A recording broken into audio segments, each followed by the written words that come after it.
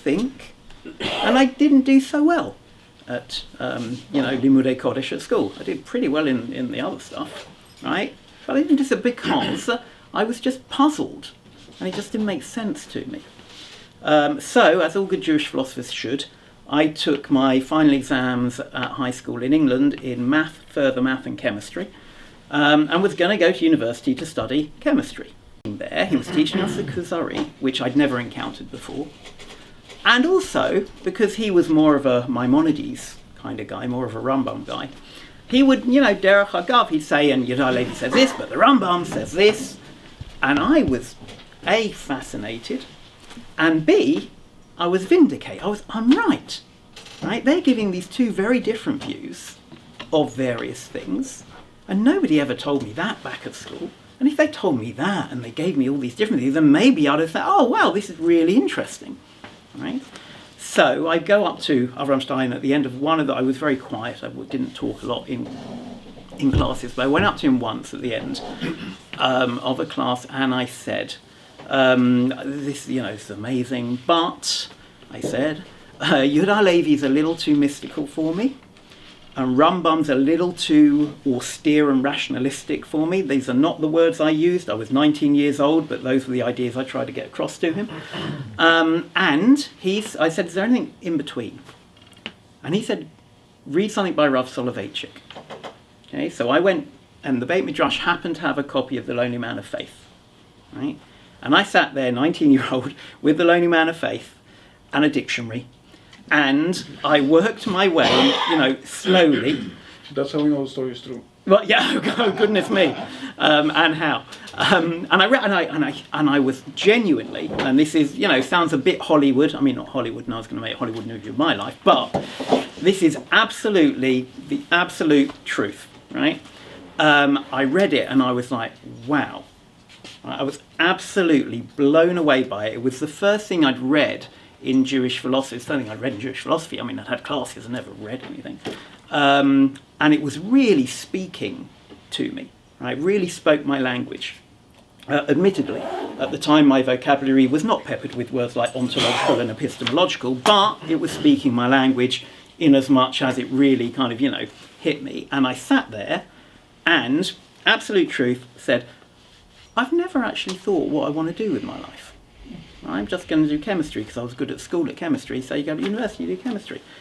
I want to do this.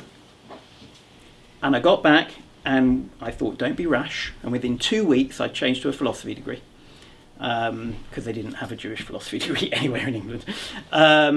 And that was the beginning of, therefore, the aim was always to go into Jewish philosophy. So you get a philosophy degree and then I could do a master's and a PhD and all of that and do Jewish philosophy. But that kind of bears this out. Right? There is some truth to the idea that if you study Judaism, right, and many of us study from whatever, 4 years old, and we'll study Tanakh, and we'll study Gemara, and we'll study Halacha, might do a bit of history, but it's entirely possible to get to the age of whatever I was, 19, and have never study Jewish philosophy, right? Because those books aren't books that strike you as philosophy, right? You can tell a philosophy book. Your eyes start drooping and you start snoring, right? But these were not philosophy, but they definitely kind of talk about matters of philosophical interest, and they teach key ideas, but themselves are not necessarily philosophy books, right? That's what Gutman's saying. Right? We didn't begin with this irresistible urge to do philosophy. I don't know that many people, other than sad people like myself, have irresistible urges to do philosophy. Right? But the fact is, that's what he's pointing to. And I think and therefore he says, so what is Jewish philosophy?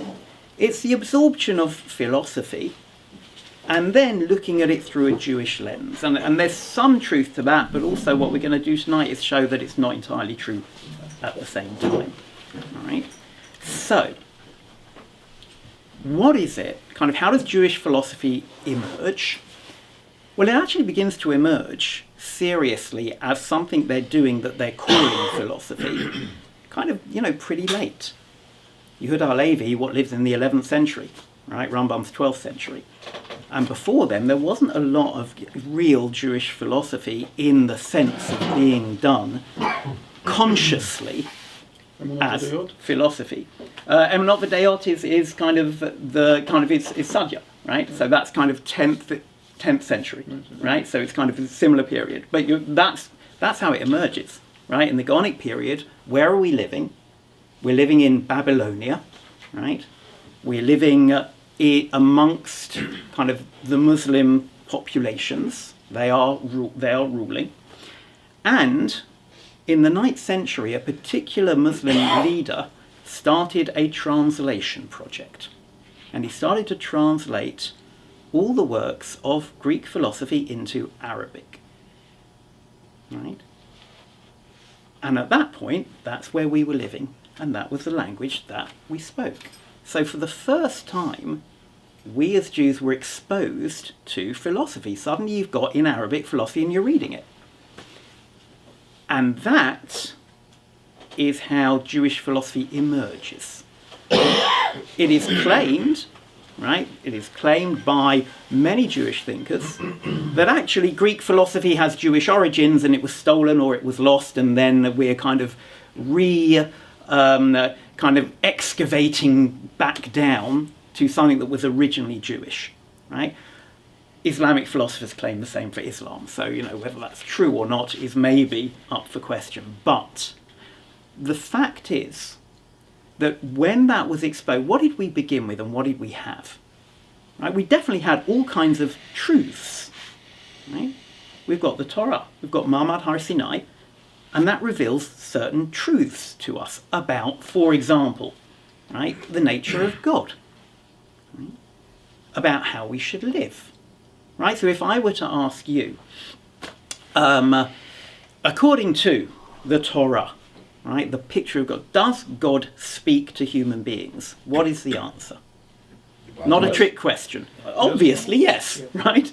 Does God know what you're doing? What's the answer? Yes. Does God care what you're doing? Certainly. Does God want you to behave a certain way? Absolutely. Without question, right? So, we have a body of truth that comes from, Ma'amad Har Sinai, revelation. And at that point in time, different to nowadays, right? At that point in time, and to be honest, for a good another couple of thousand years, everybody agreed that revelation was a source of truth, right?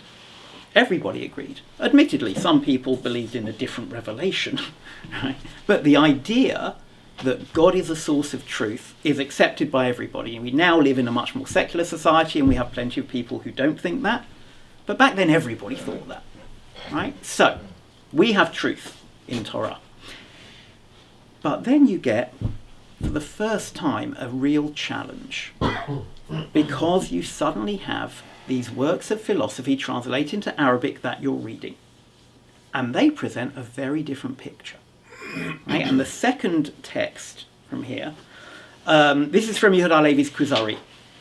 Right? Are people familiar with the Kuzari? Kind of a show of hands?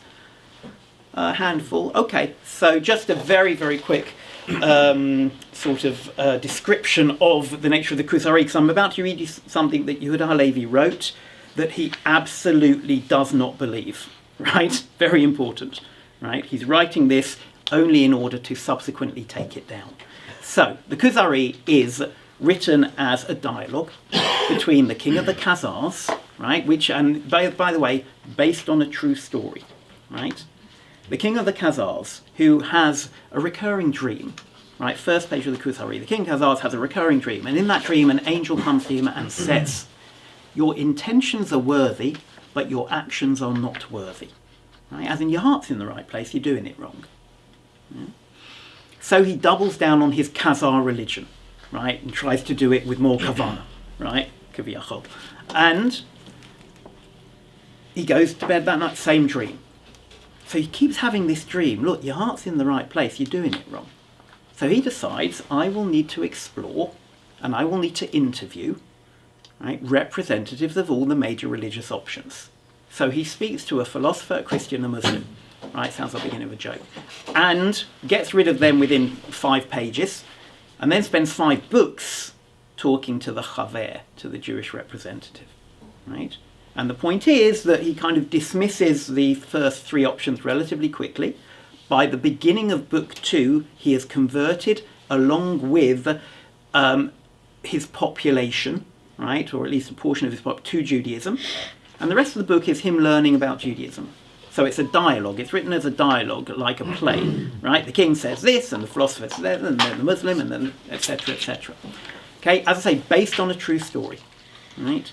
This kind of Khazar kingdom, there are now serious history books written about it, right? The Khazar kingdom is kind of in the Baltic area, and it is indeed true that at a certain point, about 300 to 400 years before the Kuzari was written, and Yehuda Halevi writes this right at the beginning, this is based on the true story that happened 400 years ago, he says, where this Khazar king did indeed convert to Judaism, along with, at the very least, his main courtiers and kind of, the upper echelons of society.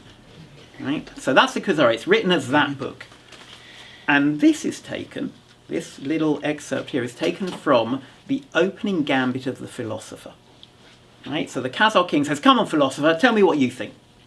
And this is how the philosopher begins. Right? Presents the following, second quote. "There is no favour or dislike in the nature of God, because he is above desire and intention. A desire intimates a want in the person who feels it, and not till it is satisfied does he become, so to speak, complete. If it remains unfulfilled, he lacks completion." Right? Anybody understand what's he saying there? Anybody get what's... It's not God. It couldn't be, because God is complete. Right, so God is perfect, right?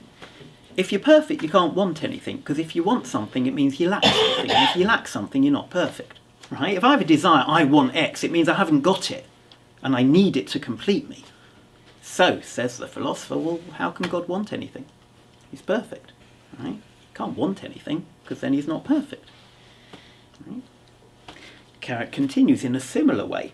He is, in the opinion of philosophers, above the knowledge of individuals, because the latter change with the times, whilst there's no change in God's knowledge. He therefore does not know thee, much less thy thoughts and actions, nor does he listen to thy prayers or see thy movements. Okay, so similarly, an hour ago we weren't in this room. We're now in this room. So an hour ago, God knew we were not in the room. He now knows we're in the room, so he's changed. Again, if you're perfect, you can't change. There's only one way to go from perfect to imperfect. So he can't know what's going on in this world. So says the philosopher. And Yehuda Halevi spends the book dismantling the philosopher's arguments, and in a clever way, not just for saying, philosophy, right?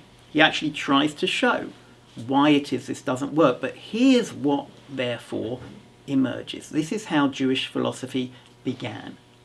Because for the first time, we have a body of truth, right? Torah. And it tells us things about God. And for the first time, we're exposed to another system which contradicts ours. And it's not a silly system. It might be wrong, right? But it's not silly, right? It uses reason. And Jews, we love reason, right? Okay, Gemara, right? It's this amazing construction, right, of logic, right? A particular logic, particular mode of interpretation, right? It's deeply rational, right? In the sense that you have to use your reason, right, in order to build the picture, in order to argue and counter-argue. So we love reason as Jews. So we've got a problem. For the first time we have 2 sources of truth. God and Torah, which is an accepted, obvious source of truth to us, but reason, which is also an accepted source of truth for us. And they're both saying different things. So what do we do? Right? That is how Jewish philosophy emerges in medieval times. Right? From a challenge. Right? We're challenged and we have to deal with that challenge. Okay? And therefore, the Rambam writes his book, Guide of the Perplexed, to address precisely this. And this is taken from the introduction. Okay, so the introduction to the guide, he tells us the following, the third quote, I think it's the final one on the first page. And he tells us who he's writing this book for. By the way, just very quickly, all the quotes so far are in English. The reason for that is both the Kuzari and Guide of the Perplexed were written in Arabic, right? So you can translate the Arabic into Hebrew, but that's already one translation, and then we translate it into English, so then we're two translations away from the text. So might as well just use the English translation, okay? But they were both written in Arabic, hence that is why we're kind of using the English translations here. So look at what the Rambam here writes. Right? The Rambam tells us that this book is written with a certain purpose. And what does he say? Its purpose is to give indications to a religious man for whom the validity of our law, whenever you see law with an uppercase L in translations of the guide, it's translating Torah. All right? So basically, what is the purpose of my book, says the Rambam? To give indication to a religious person whose validity of Torah has become established in his soul, has become actual in his belief. Right? So you're talking about somebody committed to Torah. That's who it's written for.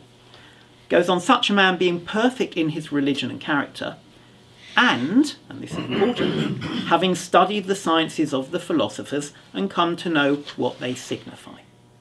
Right? Says Rambam, I'm writing a book for somebody who knows these two different sources of truth, who knows Torah, is committed to it, but also has studied philosophy and comes to know what that signifies. And, says he, such a person, says the human intellect, having drawn him on and led him to dwell in its province, he must have felt distressed by the externals of the law. Right? What does that mean? Why would you be distressed by the externals of the law? Right? Well, for the very reason we've seen. Right? What is the externals of the law? The Torah says God wants things and God knows us, and then the philosopher says no, he doesn't. So the way the Torah is written on the surface, you're now perplexed. Right? You're like, hang on, the Torah says this and reason's saying that. What do we do? And he tells us, hence he would remain in a state of perplexity and confusion as to whether, and he now gives us options. Right? What do you do if you've got that clash? Right? So number one, whether he should follow his intellect, renounce what he knew concerning the terms in question, and consequently consider he's renounced the foundations of the law. Right? Option one, follow reason and reject the Torah. Right? Obviously not a serious option. Right? Rambam doesn't even, just says, one option would be that, not an option. But what's interesting is what he goes on to say, because the other option is the opposite, right? Well, just stick to the Torah and say, reason, philosophy, right? Look what he says. Or should he hold fast to his understanding of these terms and not let himself be drawn on together with his intellect, rather turning his back on it and moving away from it, right? So let's reject philosophy, just have blind, pure faith in Torah. But what does he say? While at the same time perceiving that he'd brought loss to himself and harm to his religion.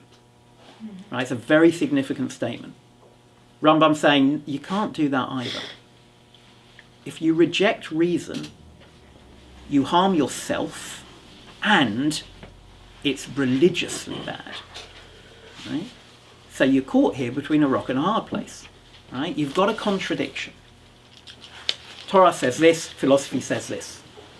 And you know that these are both sources of truth. So what do you do when they contradict? You're perplexed. And neither option seems healthy, right? You can't reject Torah, you can't reject reason. What do you do?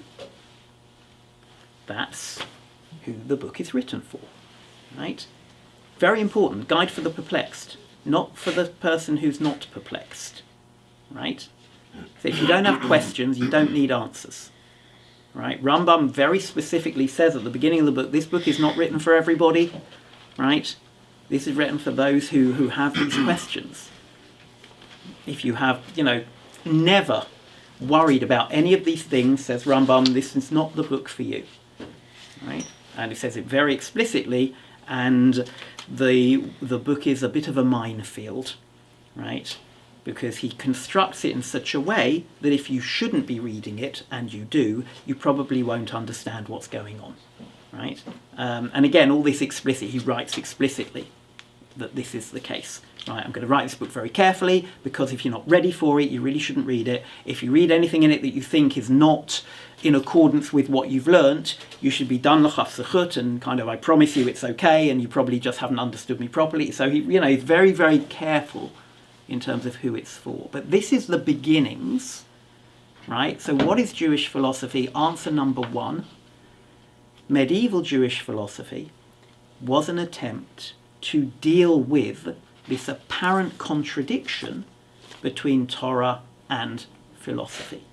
Okay? Nice, simple answer.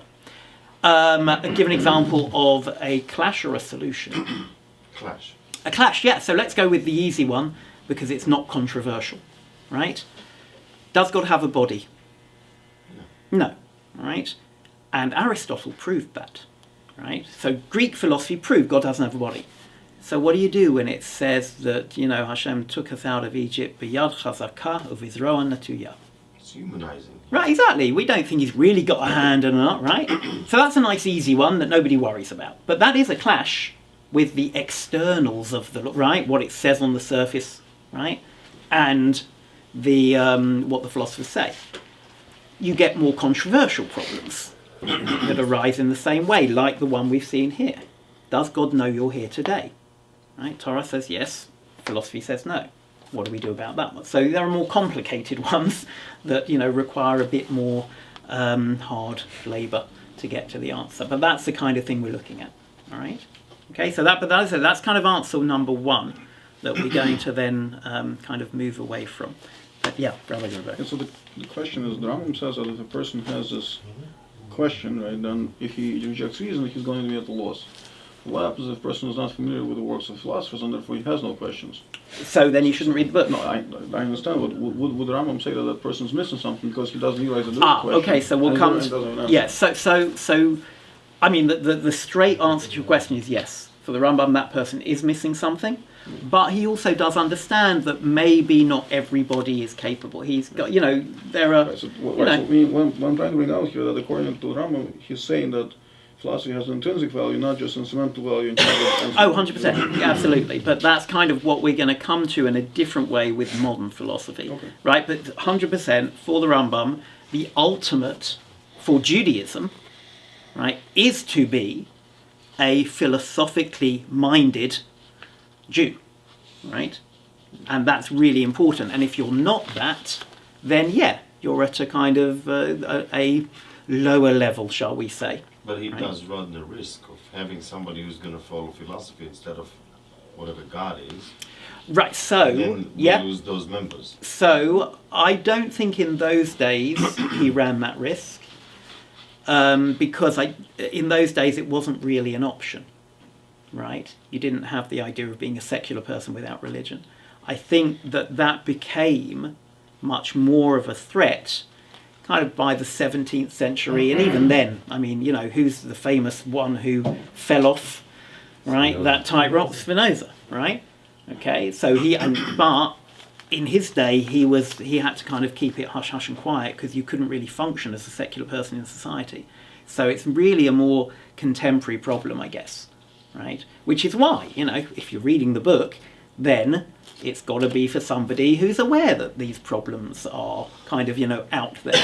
And I think, most of us in our communities are at least aware of these challenges, right? But that's what's interesting, you see.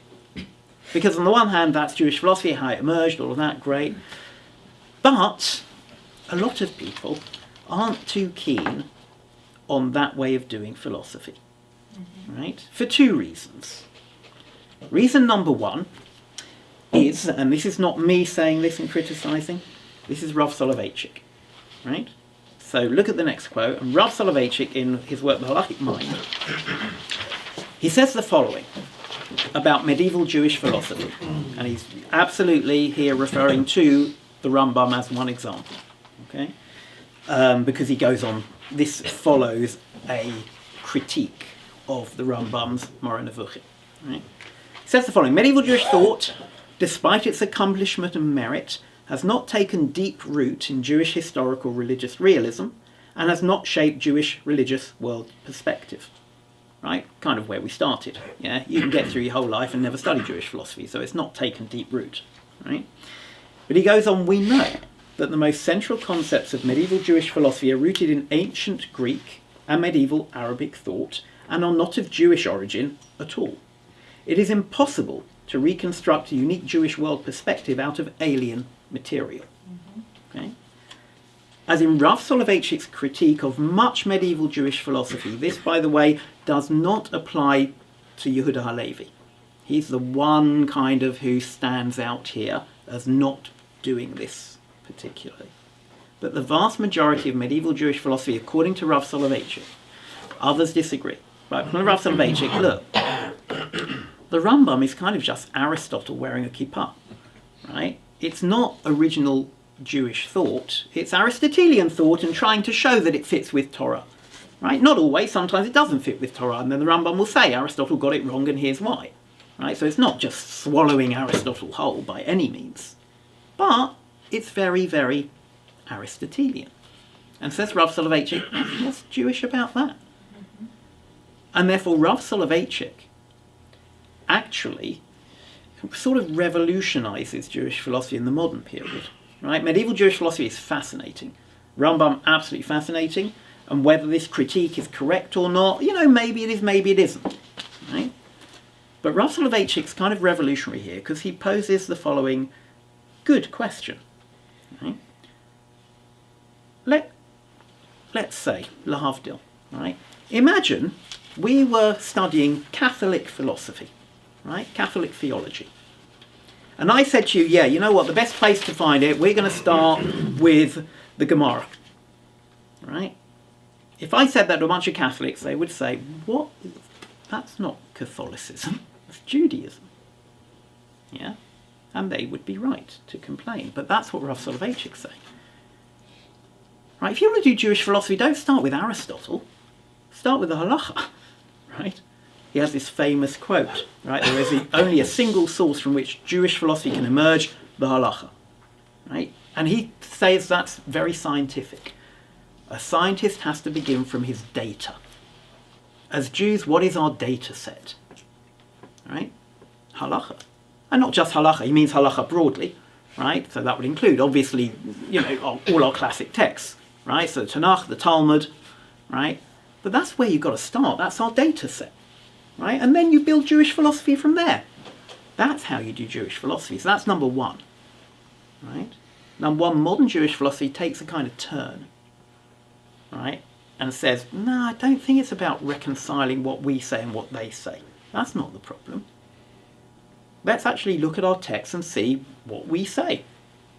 Number one. Number two, in modern times, there is a lot of philosophical skepticism regarding what you can really establish about religion and about God. Right? A lot of people say, look, if you could prove God exists, then what's faith? You don't need faith. Right? Do you have faith that 2 and 2 equals 4? No, you know 2 and 2 equals 4. You don't need faith. Right? So Rav Chaim will tell you, Rav grandfather Chaim will tell you that you're supposed to know 2 plus 2 equals 4. And, yeah. And you're supposed to know Hashem exists the same way. So that's where Rav Soloveitchik would concur, but just not philosophically. Right? As in, the way that you know God or don't know God has nothing to do with whether you've ever learnt proofs for his existence. Right? That's what he would contend. Right? And in all honesty, as I often say, it might be different in America, right? But the reason that I am kind of, a religious Jew, an Orthodox Jew, is not because when I was 4, my mum and dad sat me down and said, Daniel, God is that than which nothing greater can be conceived. Here is the ontological argument, and that dolly face is why we keep Shabbos. That is not how it happened, right? you just grow into it, and it's a feeling, intuitive, a love, right? It's not an argument. So you can know, but it's not a knowledge that comes through mathematical proof, right? And that's the Rav Soloveitchik approach, right? Rambam would go with proof, but Rav Soloveitchik would say, yeah, you don't, it's not about that, right? So, with Rav, number one, let's start with our data, right? But more than that, if in modern philosophy, anything by Rav Soloveitchik, right, there are no arguments, right? He doesn't construct arguments for things. He's talking from inside Judaism about the nature of the Jewish life. And he says very explicitly, have a look at the quote from the Lowly Man of Faith.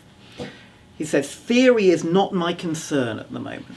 I want instead to focus attention on a human life situation in which the man of faith as an individual concrete being with his cares and hopes, concerns and needs, joys and sad moments is entangled. Right? He's not worried about, Judaism says God created the world, Aristotle says the world is eternal, what do we do? Right? He's not interested in those questions. His concern is a much more contemporary concern, which is, how is a life of faith, how is a life of commitment to halachic Judaism maintain its relevance in a world where everybody tells us it's nonsense? Right? It's a much more existential problem. And he, again, he's an educated man with a degree, with a PhD in philosophy who knows science, he knows all that, he's part of that world, and yet is absolutely committed, right, to rabbinic halachic Judaism. And that's a very difficult thing for people who are not ready to understand. Like, what? What? So his is a much more kind of felt issue, and what he's trying to do is not prove anything. He's trying to simply explain to people, particularly to us, right, just how meaningful the concepts of them, the life of contemporary Judaism is, right, from inside, not from the outside, right, but from within. Right? If you're doing this and you're like, oh, what's the relevance? Because, well, he'll tell you. It's not about arguments. Right? It's a very different way of doing things. And more than that, it's also a very personal way of doing things. Because the other thing that he says, and this is very important as we move forward. Right? Have a look. This is taken from his book on Tefillah. Right?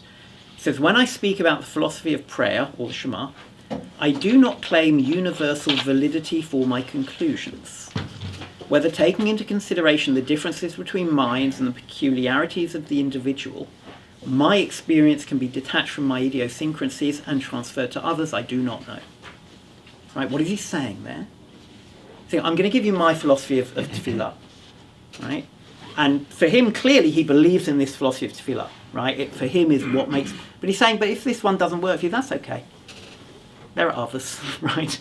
There are other ways to understand Tefillah. This to me is the most meaningful. I really think this is it. But if you don't accept it, there are others, right? There are lots of Jewish philosophies, right?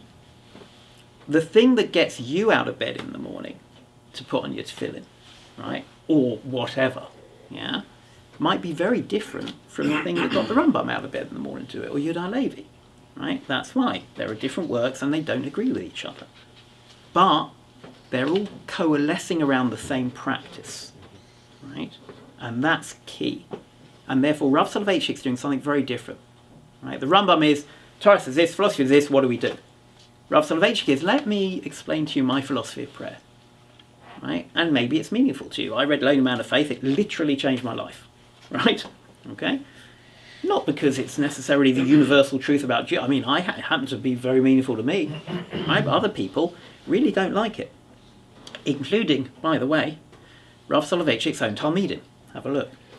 He writes the following. So the significance. So we've seen, hopefully, a little bit about what is Jewish philosophy, and we've seen two different answers to that, two different ways of doing Jewish philosophy, medieval and modern. We've seen how it came about.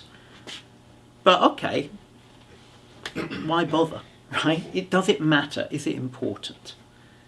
And yeah, for the perplexed it's important, said the Rambam. But actually, I think it's more than that. And the more than that, I think we get from the Rav. Look what he says. So he says the following: my students are my products as far as Lumdus is concerned. They follow my method of learning. However, somehow there is a reservation in their minds regarding my philosophical viewpoint. They consider me excellent in Lumdus. However, when it comes to my philosophical experiential viewpoint, I am somehow persona non grata. My ideas are too radical for them. Right? Right, that's quite something, right? Rav Soloveitchik publicly saying, you know, I have these amazing Talmidim and they study with me every day in shiur. But I try the philosophy stuff on them and they just don't, you know, they don't want to know. So he accepted. Not everybody's going to agree with his philosophy, but look at what he writes here. My philosophical experiential viewpoint, right? And I think this is the significance of Jewish philosophy, right? What added value does Jewish philosophy bring, right? And I think this is this experiential, the word he says there. And look at what he goes on to say. I will tell you frankly, the American Ben Torah, a good yeshiva student, has achieved great heights on an intellectual level. However, experientially, he's simply immature. When it comes to Jewish religious experience, people of 30, even 40 years of age are immature. They act like children and experience religion like children. Their experience is very childish, simply infantile. When it comes to experiencing the emotional component of religion, boys who are really learned act like children. How can I convey experiences to my students? I simply do not know how. This was a constant struggle. How do I convey this? But here's his point, and I think it's kind of very meaningful. A robot could keep halacha perfectly, right? You could program a robot, and absolutely could be the perfect Ben Torah, right?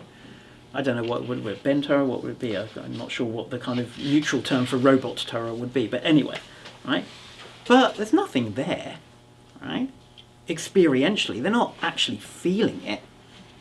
And I think his problem is that could be true of non-robots as well, right? That to understand something about the meaning, the conceptual background, think about it, right? In any subject, right? Somebody who, I don't know, let's take something non-serious like it's chess, right?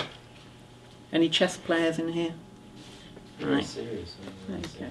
So if you play chess and you see a move, yeah, you can see, if you don't play chess, you can see somebody's won, great.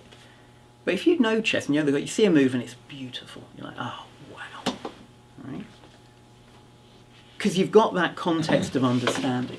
And I think that's what Rav Soloveitchik's saying here, right? Yeah, you can tick the boxes and keep every halacha, but if you know this stuff, and if you're doing it within that context, it brings a whole different value to it, right? That's number one. There's one other thing, but we might not have time for it, so I should stop because there was a question here. Rabbi Greenwood's got a question, so I'll stop for questions now, because at least that gives you something in terms of the added value. The other thing we can, maybe start with next time. You have water in the bag. Thank you. Yeah.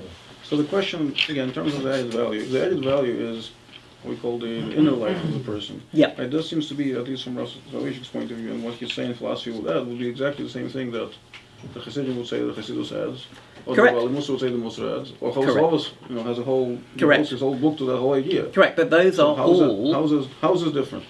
So they're the same thing, just less philosophical. As in, there is kind of, if you study Chassidut, right, there is a whole world, right, a whole theological conceptual world there. Is it built kind of the way a philosophical conceptual field? No. But does it give you that value as well? Yes. As does Kabbalah, as mysticism, right? So the fact is that's why I say there are lots of different ways of doing this, and philosophy is one of them. So one could say that the Hasidus or Kabbalah is a type of philosophy as well, then. It is in terms of big picture, right? People say, what is your philosophy? They are 100%. They are theological systems that give meaning, experiential meaning to 100%. Philosophy, Jewish philosophy, is another one of those, right? That has a particular kind of method, I suppose, and certain particular strictures. But yeah, it's another one. That's exactly what right. Would be, so yes, that's the question. So what would be the Jewish philosophy's difference? What would be, let's say Kabbalah is based on Kabbalah and Hasidus is based on Kabbalah as well. So what would the Jewish philosophy, what is it based on? Is it empirical? Is it logical? It is, no, but it is on the whole, and this is where Yehuda Halevi is different, right?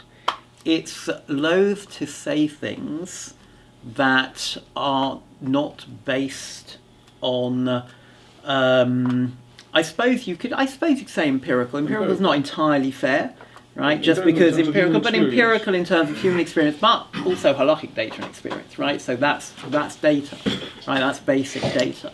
So you're not trying to prove from the ground up. You're starting inside, right? You know, I'm not so Rav Soloveitchik, for example, and this again differs from the Rambam. The Rambam would believe that you could prove the truth of Judaism to anybody who was thinking rationally.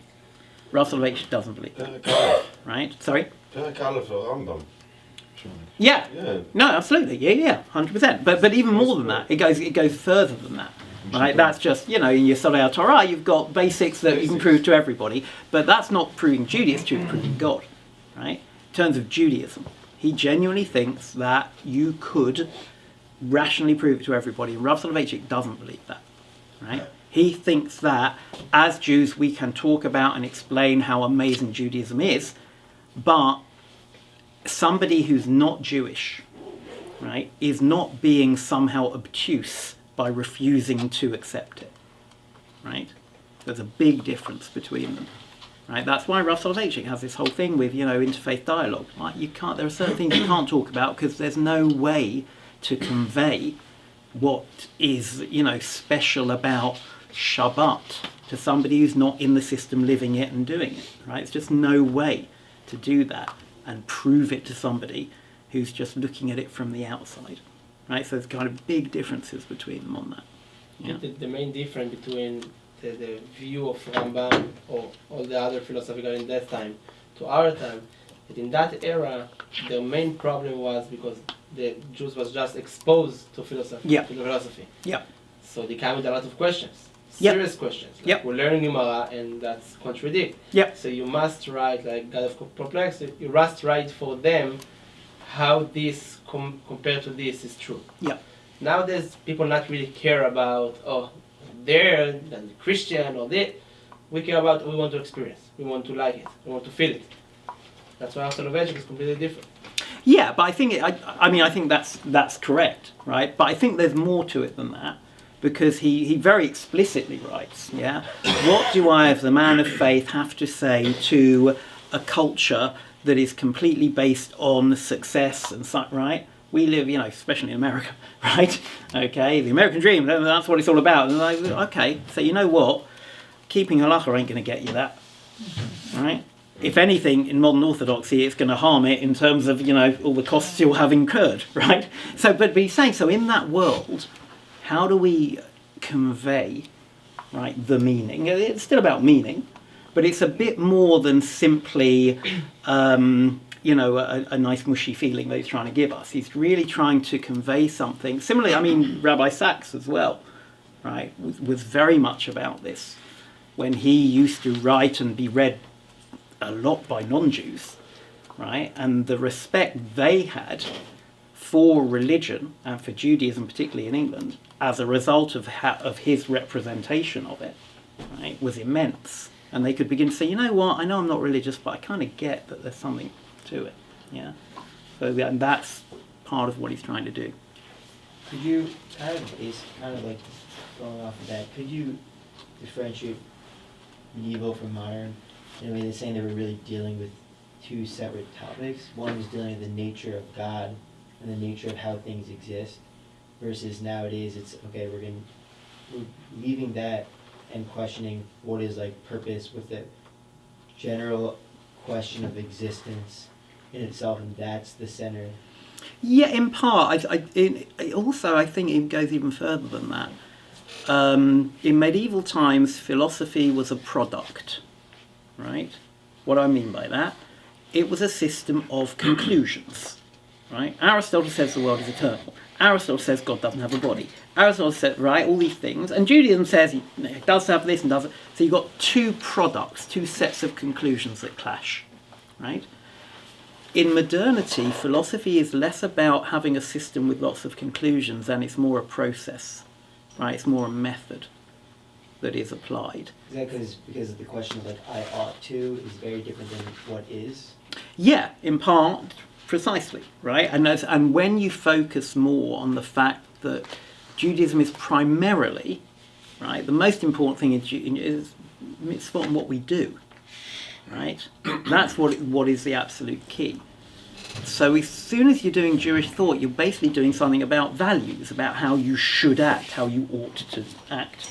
And that's very different from describing facts about how things are, right? They're very different whatever, without getting into human naturalistic fallacies, right? There's genuinely a massive gap between those two modes of doing philosophy. And in modern times, I think it's much more practically oriented rather than kind of the theory stuff. And that's partly to do with nowadays you don't have an Aristotle who's got a system of the world with an answer to everything. Right? You have much more specialized, I'm going to study this particular little thing and I'm going to apply philosophical methods to it. Right? So a lot of differences. Right? But basically